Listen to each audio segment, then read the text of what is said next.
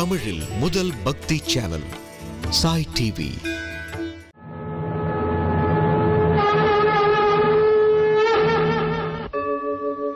यदा यदा हि धर्मस्य ग्लानिर्भवति भारत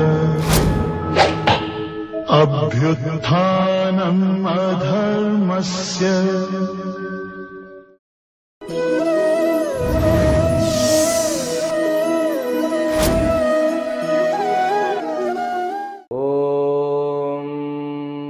गणानान्त्वा गणपतिगुं हवामहे कविं कवीनामुपमश्रवस्तमं ज्येष्ठराजं ब्रह्मणां ब्रह्मणस्पत आनः शृण्वन्नोतिभिः सेदसादनम् ॐ श्री महागणाधिपतये नमो नमः। ॐ प्रपन्नपारिजाताय तोत्रवेत्रैकपाणये ज्ञानमुद्राय कृष्णाय गीतामृतदुहे नमः। हरि ओम श्री गुरुभ्यो नमो नमः। श्रीमद्भगवद्गीता முதல் அத்தியாயம் ஸ்லோகம் 46-47. अर्जुन उवाच यदि माम प्रतीकारम् अशस्त्रं शस्त्रपाणयः धातराष्ट्रारणे हन्युः तन्मे क्षेमतरं भवेत्। संजय उवाच एवमुक्त्वार्जुनः संख्ये रथोपस्थ उपाविशत् विसृज्य शशरं चापं शोकसंविघ्नमानसः। அர்ஜுனன் அனைத்தையும் சொல்லிவிட்டு தன்னுடைய மனதில் தோன்றிய பிரச்சனைகளை மறைத்து கொண்டு தர்ம சாஸ்திரத்தின் மூலமாக பார்த்தால் இந்த போராகப்பட்டது ஹிம்சை என்பதில் முடிகிறது. ஆகவே அது நமக்கு பாவத்தை கொடுக்கும் அப்படின்னு சொல்லி அதனால் நான் போரிட மாட்டேன்னு உட்கார்ந்துட்டார். அதுவும் கடைசியில் சொல்லும்போது நிராயுத பாணியாக இருக்கக்கூடிய என்னை அவர்கள் ஆயுதம் கொண்டு தாக்கினாலும் கூட அது எனக்கு நன்மையாகத்தான் முடியும் அப்படின்னு சொல்லி முடிவு எடுத்து விட்டேன்னு சொல்றார். இது எப்படின்னு கேட்டா, இந்த உலகம் உண்டானதிலிருந்து 2 கூட்டங்கள் இருக்கும். கீதையினுடைய 16வது அத்தியாயத்துல அந்த அத்தியாயத்துக்கு பெயரே தெய்வாசுர சம்பத் விபாக யோகா. தெய்வ சம்பத் மற்றும் அசுர சம்பத் என்கின்ற இந்த 2 விஷயங்கள் எப்பவுமே இருக்கும். உலகம் உண்டானதிலிருந்து அசுரர்கள் என்கின்ற, அசுரர்கள்னு சொல்லல, அசுர சம்பத்து. அசுர சம்பத்துனாக்கா, சம்பத்துன்னா இந்த சொத்துக்கள்னு அர்த்தம், செல்வம்னு அர்த்தம். அசுர சம்பத்து அப்படின்னாக்கா அகங்காரம் உடைத்திருத்தல், ஆணவம் கொண்டிருத்தல், பேராசைகளை கொண்டிருத்தல். நம்ம இந்த புராணங்கள் எல்லாம் கவனிச்சு பார்த்தோம்னாக்கா இந்த அரக்கர்கள் பூலோகத்தை மட்டுமன்றி மேலும் இருக்கக்கூடிய பல்வேறு லோகங்களையும் அரசாட்சி செய்து பிரம்மலோகத்தையும் அடைந்து அதையும் அரசாட்சி செய்ய வேண்டும் அப்படின்னு சொல்லி பேராசை கொண்டிருப்பதை நம்ம பார்க்கிறோம். அந்த மாதிரி பேராசை கொண்டு இருக்கக்கூடிய ஒரு வகைப்பட்ட இனம் எப்பொழுதும் இருக்கத்தான் செய்யும். இன்னொரு வகைப்பட்ட இனம் தான் நல்லவனாக வாழ வேண்டும், நல்லவனாக இருக்கிறதே ஒரு கிஃப்ட். ஆனா அந்த நல்லவனாக இருக்க வேண்டும் அப்படிங்கிறதுல இன்னொரு சமாச்சாரம் என்ன ஆயிடுதுன்னு கேட்டா, ஒரு கில்ட் வந்துடுறது. என்ன கில்ட்னு கேட்டா, நல்லவனாக இருக்கணும் அப்படின்னு சொல்லும் போது நல்லவனுக்கும் ஏமாளிக்கும் வித்தியாசம் தெரியும். ஒருத்தரை பார்த்து அவர் ரொம்ப சாதுப்பா, ரொம்ப நல்லவர் அப்படின்னா என்ன அர்த்தத்தை கொடுக்கறதுன்னு கேட்டா, அசடுங்கிற அர்த்தத்தை கொடுத்துடக்கூடாது, அப்பாவி அப்படிங்கிற அர்த்தத்தை கொடுக்க கூடாது. நல்லவன் விவேக்கியாகவும் இருக்க வேண்டும். அதே போல இந்த உலகத்தில் தர்மத்தை நிலைநாட்டுவதற்கு புத்தி கூர்மையுடன் கூடிய திறமையும் வேண்டும். அதனாலதான் யோகா கர்மசு கௌசலம் அப்படிங்கிறார். யார்? பகவான் கிருஷ்ணர்.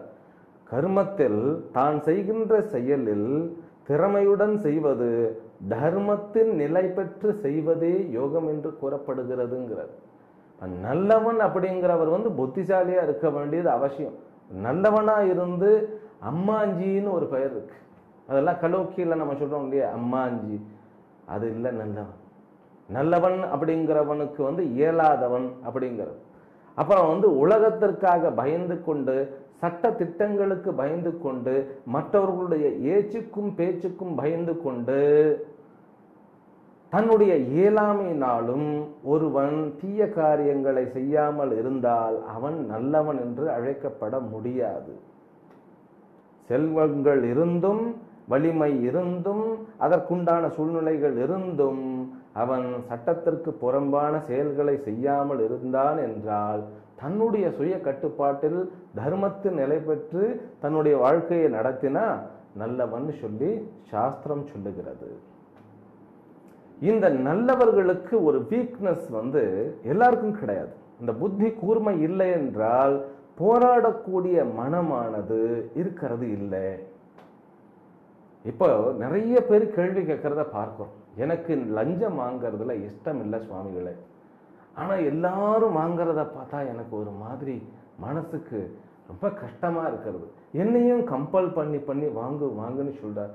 இப்ப நான் என்ன பண்றது அப்படின்னு என்கிட்ட கேட்டா நமக்கும் அதுக்கும் சம்பந்தமே இல்லை. அப்போ ஒரு பொறுப்பில் இருந்து கொண்டு மற்ற உலகங்கள் அப்படி இருக்கும் பொழுது நான் என்ன செய்வது அப்படிங்கிற கேள்வி யாருக்கு வருகிறதுன்னு கேட்டா நல்லவர்களுக்கு தான் வரும். அந்த நல்லவர்கள் முக்காவாசி நேரம் அவர்கள் மற்றவர்களை எதிர்த்து போரிட வேண்டிய கட்டாயம் இருக்கிறதேன்னு யோசிக்கிறது. மற்றவர்களை எதிர்க்க வேண்டாம்.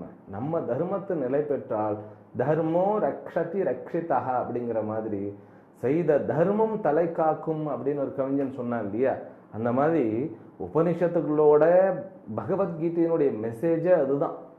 சர்வ தர்மான் பரித்யஜ்ய மாமேகம் சரணம் பிரஜ, அனைத்து தர்மங்களையும் என்னிடத்தில் சரணடைந்து நீ கவலையின்றி இருப்பாயாக. ஆனா அப்படி இருக்க முடியறதா என்ன? இந்த சரீரம் எப்ப பார்த்தாலும் நம்மளை பயமுறுத்திக்கிட்டே இருக்கிறது. என்ன பயமுறுத்திக்கிட்டே இருக்கிறதுனாக்கா, சின்ன வயசுல வந்து சின்ன குழந்தையாவே இருந்திருக்கலாமேன்னு எல்லாருக்கும் ஒரு ஆசை இருக்கும் எப்பயாவது. ஏன்னு கேட்டா வயசு ஏற ஏற ஏற பொறுப்புகள் அப்படின்னு சொல்லி பொறுப்புகள் சுமையாக மாறி, அவைகள் பாரங்களாக மாறி, அவைகள் மனதில் அழுத்தங்களாக மாறி வாழ்க்கையினுடைய அந்த போக்கே மாறி போய்விடுகிறது. அதனாலதான் பார்த்தா அது திருமணம் ஆனவராக இருக்கட்டும், திருமணம் ஆகாதவராக இருக்கட்டும், எல்லாம் ஒரே மாதிரியா தான் இருக்கு. அப்போ அந்த மன அழுத்தத்துடன் நம்ம வாழ்க்கையை நடத்தும் போது அர்ஜுனனை நாம் ஒத்து இருக்கின்றோம் அப்படிங்கிறத புரிந்து கொள்ள வேண்டும். அர்ஜுனன் இப்பொழுது எடுத்திருக்கக்கூடிய முடிவு ஒரு அரசனால் எடுக்கப்பட வேண்டிய முடிவு அல்ல. அந்த மாதிரி ஒரு ஆபீஸ்ல இருந்துகிட்டு நம்ம என்ன முடிவு எடுக்கிறோமோ அது நம்ம வாழ்க்கையை சாரும். அடுத்தவர்களை நம்ம பார்க்க வேண்டாம், பகைக்கவும் வேண்டாம்.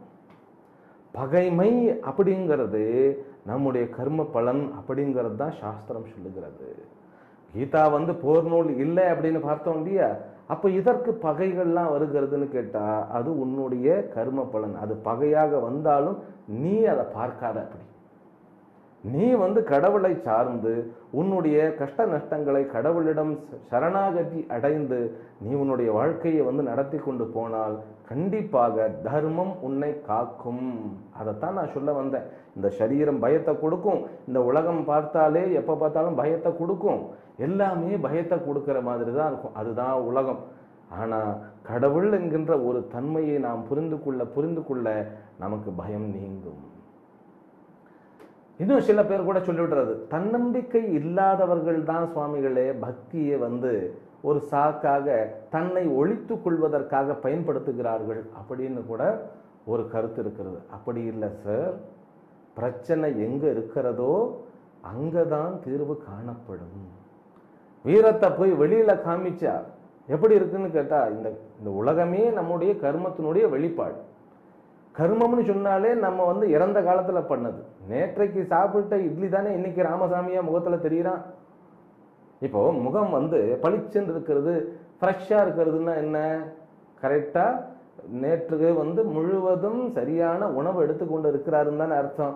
நேற்றைக்கு உணவு எடுக்கலை அப்படின்னாக்க இன்னைக்கு முகம் வந்து சோர்ந்து போயிடும் இல்லையா? இப்போ உணவு தான் வந்து நேற்றைக்கு சாப்பிட்ட உணவு இன்றைக்கு செரித்து முகமாக மலர்ந்திருக்கிறது. அந்த மாதிரி இந்த உலகம் எனக்கு என்னுடைய கர்ம பலனை கொடுக்கறதுக்காக உருவாக்கப்பட்டிருக்கு. அப்படின்னா என்ன? இது நிழல். நிழலோட போய் நான் யுத்தம் பண்ணணுமா என்ன? நான் எங்க ஆரம்பிச்சோனோ கர்ம பலனை நான் தானே சம்பாதிச்சேன், நான் தான் என்னை சரி செய்ய வேண்டும். அப்பொழுதுதான் வெளியில இருக்கக்கூடிய சமாச்சாரம் மாறுமே ஒழிய வெளியில போய் நான் வீரத்தையும் விவேகத்தையும் காண்பித்து பராக்கிரமசாலி அப்படின்னு பேர் எடுக்கிறதுனால ஆயிடாது. அதனாலதான் நீ நல்லவனா இருக்கிற, ஆனா சாஸ்திரத்தோட ஒட்டி சாஸ்திரத்தினுடைய கருத்துக்களை நம் புரிந்து கொண்டு அந்த சாரங்களை வீட்டிற்கும் நாட்டிற்கும் நமக்கும் பயன்படுத்தும் பொழுதுதான் நல்லவன் வல்லவனாகவும் இருக்க வேண்டும் என்கின்ற அந்த சட்டத்தின்படி சாஸ்திரஜனாகவும் இருக்க வேண்டும். அப்போ ஒரு நல்லவர் வல்லவராகவும் இருக்கணும், சாஸ்திரம் அறிந்த விற்பன்னராகவும் இருக்க வேண்டும். கோழை பயந்து கொண்டு தீயதை பண்ணலைன்னா அவருக்கு பேர் நல்லவர் கிடையாது. அதனாலதான் கீதா சாஸ்திரம் என்பது ஒரு பெரிய மனோசாஸ்திரம். இது நம்முடைய உள்ளுக்குள்ள இருக்கக்கூடிய வாழ்க்கையை முழுவதுமாக உணர்த்தி விடுகிறது. அதிலும் இந்த 18 அத்தியாயங்களில் முதலில் இருக்கக்கூடிய 6 அத்தியாயங்கள் தனி மனிதனை அக்கு வேறு ஆணி வேறாக பிரித்து நமக்கு நம்மை உணர்த்துகிறது. அதில் முதலில் ஆரம்பிக்கும் போதே பிரச்சனைகளோட தான் ஆரம்பிக்கப்பட்டது. ஏன்னு கேட்டா பிரச்சனைகள் இருக்கும்போது தான் நமக்கு நம்மை முழுவதுமாக உணர்கின்றோம். இவர் சொல்லிட்டார், என்னால பண்ண முடியாது அப்படின்னு சொல்லி அமைதியாக தன்னுடைய ஆயுதத்தை கீழே போட்டுவிட்டு நான் ஆயுதத்தை தொடமாட்டேன்னு சொல்லிட்டார். உட்கார்ந்துட்டார். பார்த்தா அஹிம்சாவாதி மாதிரி தெரியும். ஆனா அஹிம்சை வேறு, இயலாமை வேறு. அடுத்தது சஞ்சயன் என்ன சொல்றாருன்னு கேட்டா, சஞ்சயனும் திருதராஷ்டிரனும் இருவரும் தங்களுக்குடையில் பேசிக் கொண்டிருந்த அந்த விஷயத்தை காண்பிக்கிறார் வியாசர். சஞ்சயன் கூறுகிறார், இவ்வாறு அர்ஜுனன் கூறிக்கொண்டே தன்னுடைய ஆயுதங்களை கீழே வைத்துவிட்டு சோக சம்பிக்ன மானசகா, சோகம் உடைத்தவனாகவும் கவலை தேர்ந்த முகத்துடையவனாகவும் அமைதியாக தேர்தட்டில் அமர்ந்து விட்டான் அப்படின்னு சொல்லி இந்த முதல் அத்தியாயம் முடிகிறது. அத்தியாயத்தினுடைய முடிவில் 4 வரிகள் மேலும் சேர்க்கப்பட்டிருக்கின்றன. அந்த அத்தியாயத்தை முடிக்கும் பொழுது அந்த அத்தியாயத்தை வணங்குவதற்காக இந்த 4 வரிகள், அதையும் படித்து விடுவோம். இதி ஸ்ரீமத் பகவத்கீதாசு உபனிஷத்சு பிரம்ம வித்யாயாம் யோக சாஸ்திரே ஸ்ரீ கிருஷ்ணார்ஜுன சம்வாதே அர்ஜுன விஷாத யோகோ நாம பிரதமோத்யாயः. இவ்வாறாக ஸ்ரீமத் பகவத்கீதையில், அதுக்கு அட்ஜெக்டிவ் சொல்றார், விசேஷனம், பெயர் உரிச்சொல்னு சொல்லுவோம் இல்லையா, நிறைய அட்ஜெக்டிவ். எந்த மாதிரியான பகவத்கீதை, எப்படிப்பட்ட பகவத்கீதை என்றால் உபனிஷத்துக்கு நிகரானதும் பிரம்ம வித்யைகளில் சிகரம் போன்றதும் யோக சாஸ்திரத்தை தன்னகத்தே கொண்டதும் கிருஷ்ணர் மற்றும் அர்ஜுனனுக்கு இடையில் நடந்த சம்வாதமாக உரையாடல்கள் போன்று அமைந்திருப்பதுமாகிய அர்ஜுன விஷாத யோகம் என்கின்ற பெயரை உடைத்த இந்த அத்தியாயமானது முற்று பெற்றது. அதை இவர் சொல்லும் போது சில விசேஷணங்கள்லாம் சேர்த்துட்டார் இல்லையா, சில அட்ஜெக்டிவ் எல்லாம் சேர்க்கும் போது இந்த பகவத்கீதை என்பது உபனிஷத்திற்கு நிகரானது. சரி, அடுத்த வார்த்தை பிரம்ம வித்யைகளின் சிகரம் போன்றது. இப்ப இந்த 2 வார்த்தைக்கும் அர்த்தம் பார்க்கணும். நம்ம உபனிஷத் என்றால் என்ன அப்படின்னா, நம்ம சாஸ்திரங்களில் மிகவும் கர்ப்பம் போன்று மைய பகுதியாகவும் அஸ்திவாரமாகவும் விளங்குவது உபனிஷத்துக்கள். இப்ப நிறைய பேர் கேள்வி கேட்கலாம், மற்ற வகைப்பட்டவர்களுக்கெல்லாம் அவரவர்களுக்குன்னு ஒரு நூல் இருக்கு, அதுல கன்ஃபியூஷனே இல்லை. சில பேருக்கு ஒரு நூல் இருக்கிறது, சில பேருக்கு பல நூல் இருக்கிறது. அந்த மாதிரி அந்தந்த வகைப்பட்டவர்கள் அந்தந்த சமயத்தை சார்ந்த நூல்களை படிக்கிறார்கள். நம் சனாதன தர்மத்தில், அதாவது ஹிந்து தர்மத்தில் இருக்கக்கூடிய நமக்கு எது பிரதானமான நூல் அப்படின்னு சொன்னா, சில பேர் பகவத்கீதையை படித்தால் போரும் அப்படின்னு சொல்லுகிறார்கள். ஆனால் உண்மையில் என்ன அப்படின்னு கேட்டா, நாம் பாரத நாட்டில் பிறந்திருக்கின்றோம் என்றால் வாழ்க்கையில் 3 விதமான விஷயங்களை படித்தாக வேண்டும்.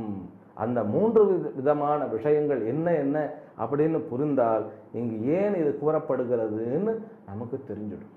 அதாவது ஒரு ஹிந்துவாக சனாதன தர்மத்தில் பிறக்கின்ற ஒரு மனிதன் படிக்க வேண்டியதுன்னு சொன்னா 3 வகைப்பட்ட நூல்கள். அவைகள் பிரஸ்தான திரயங்கள் என்று கூறப்படுகின்றன. இதுல கன்ஃபியூஷனே இருக்கக்கூடாது. நம்ம குழந்தைகளுக்கு நீட்டா சொல்லிடலாம், நம்ம இதை படிக்கணும்பா நீ அப்படின்னு.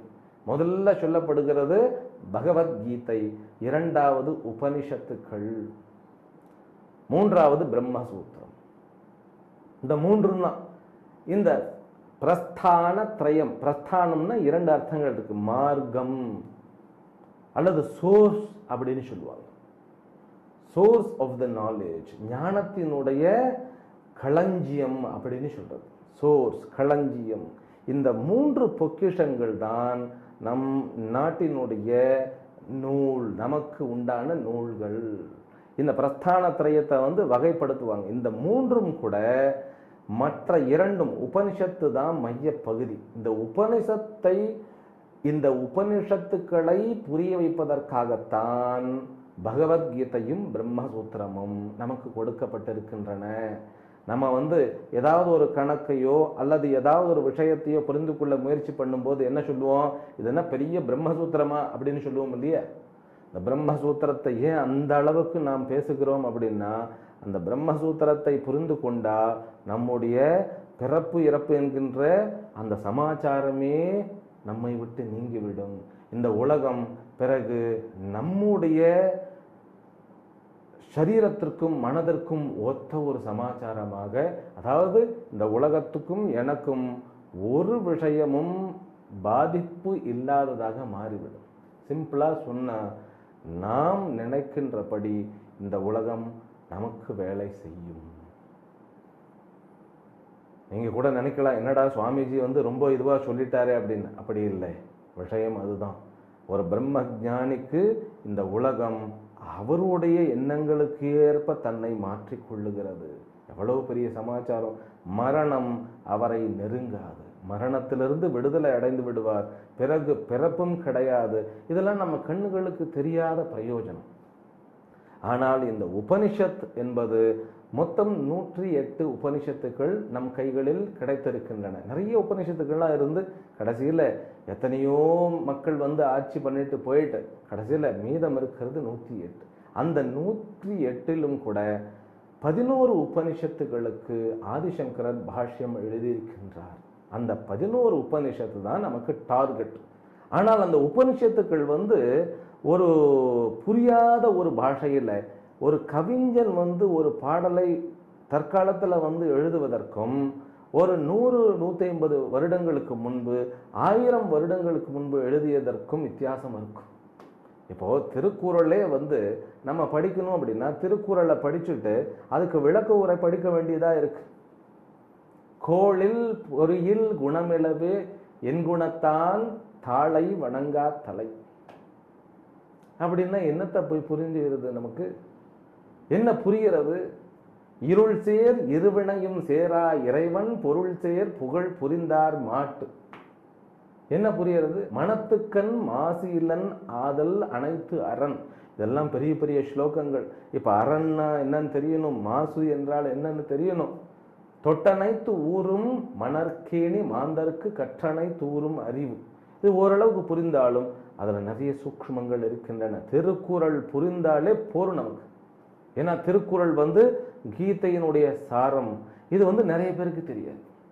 கீதையினுடைய சாரம் அப்படின்னா கீதையும் அதில் உள்ள அடங்குகிறது. அதே போல் பகவத்கீதையில் திருக்குறளும் உள்ளே அடங்குகிறது. அதனாலதான் என்னுடைய ஒரு குருநாதர் ஓங்காரானந்த சுவாமிகள் குறளும் கீதையும்னே தனியா பாடம் எடுத்தார்கள். அதற்கும் எவ்வளவு ஒற்றுமை இருக்கிறது. அனைத்து மொழிகளும் நம்முடைய மொழிகள். செப்பு மொழி 18 உடையாள்னு சொல்லி பாரதியார் சொல்லியிருக்கார் இல்லையா? ஆனால் சிந்தனை ஒன்றுடையாள். அவரு தெலுங்கையும் சுந்தர தெலுங்கு அப்படிங்கிறார். நம்முடைய அண்டை மாநிலத்தினுடைய லாங்குவேஜ் அவ்வளவு சிலாகிச்சு பேசுறார். ஆனா நம்ம தமிழ் அப்படிங்கிறது அதற்கு ஒரு சிறப்பு உண்டு. இந்த தொல்காப்பியம் எல்லாம் படிச்சு பார்க்கும் பொழுது ஆஹா, அது வந்து படிக்கிறதுக்குன்னு ஒரு ரசனை வேணும் நமக்கு. அப்போ பழைய காலத்துல பாடல்கள் எழுதுவதை நாம் படிப்பதற்கே நமக்கு விளக்க உரையெல்லாம் தேவைப்படுகிறது இல்லையா?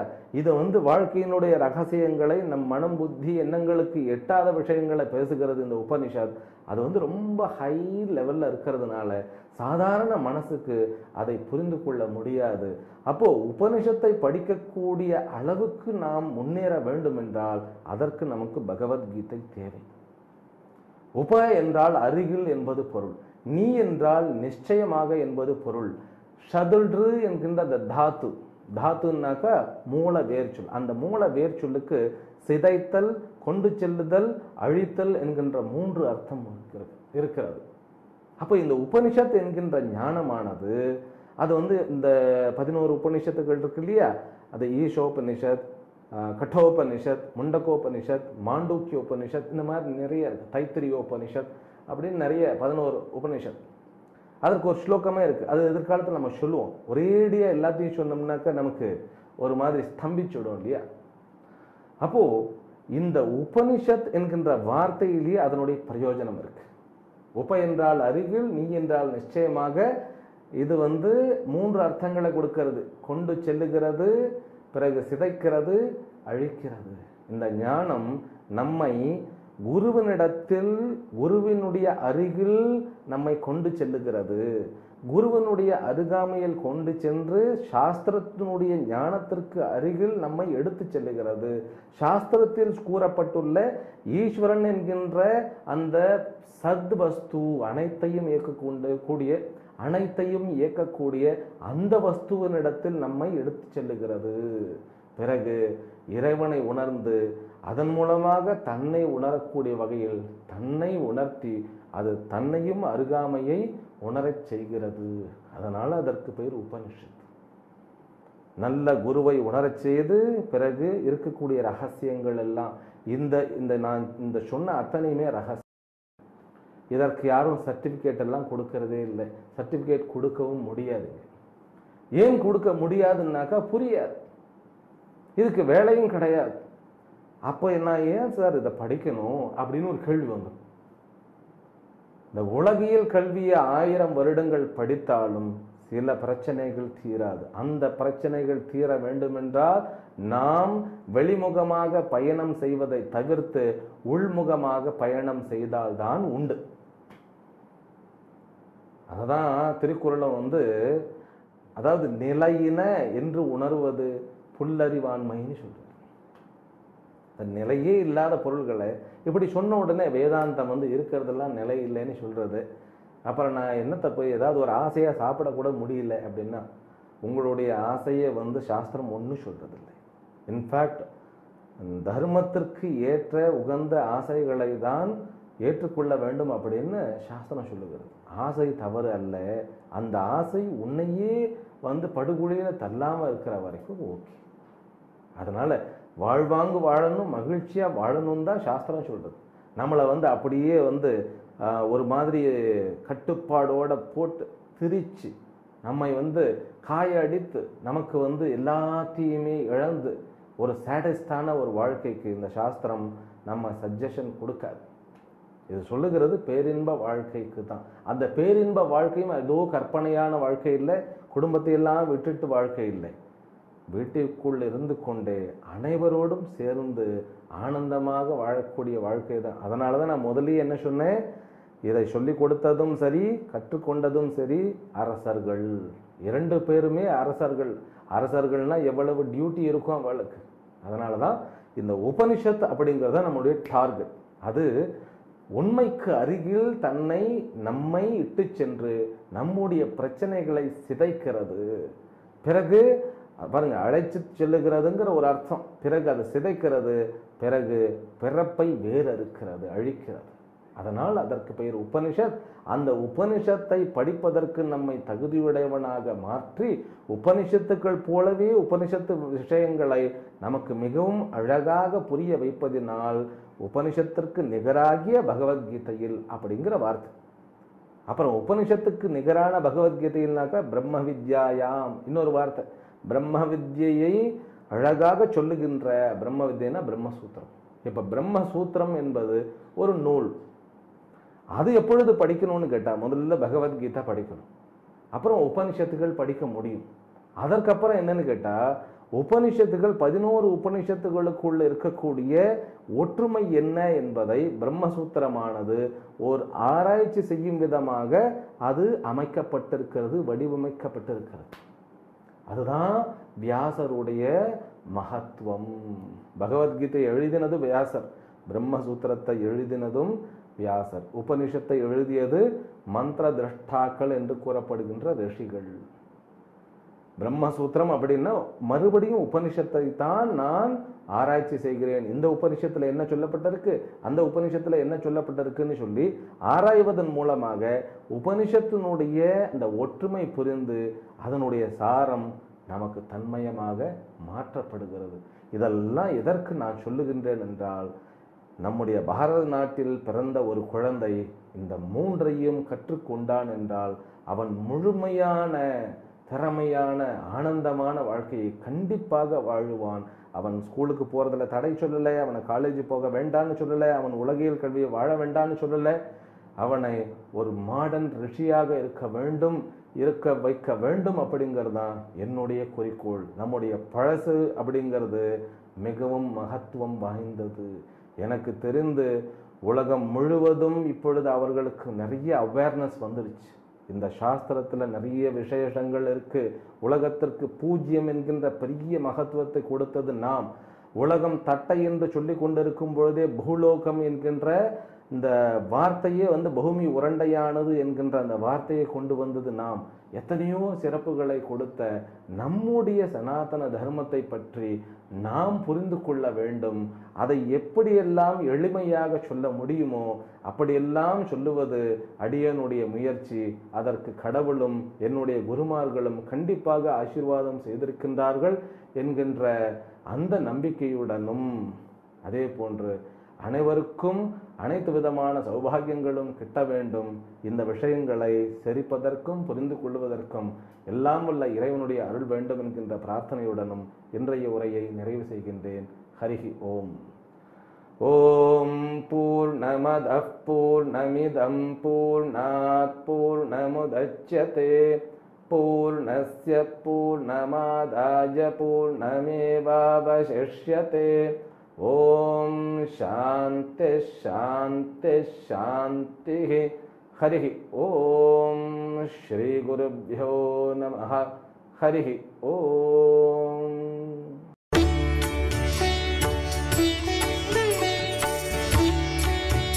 தமிழில் முதல் பக்தி சேனல் சாய் டிவி.